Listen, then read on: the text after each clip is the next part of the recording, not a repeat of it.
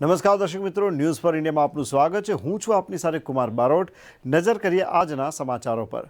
દીપડાના હુમલાની ફરી એક ઘટના સામે આવી છે। લીલિયાના લોકી ગામે દીપડાએ હુમલો કર્યો હતો। કપાસ વીણતા આધેડ મહિલા પર દીપડાએ હુમલો કર્યો હતો।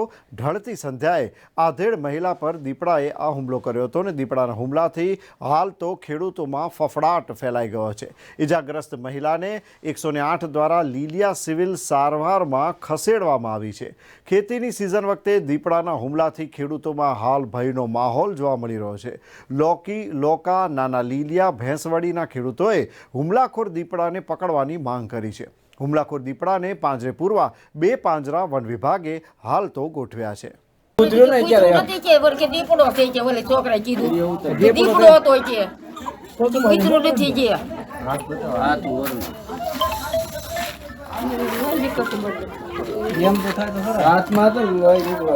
પકડે પણ પડ્યા નથી સારું કેવાય પૂરો કરી દે।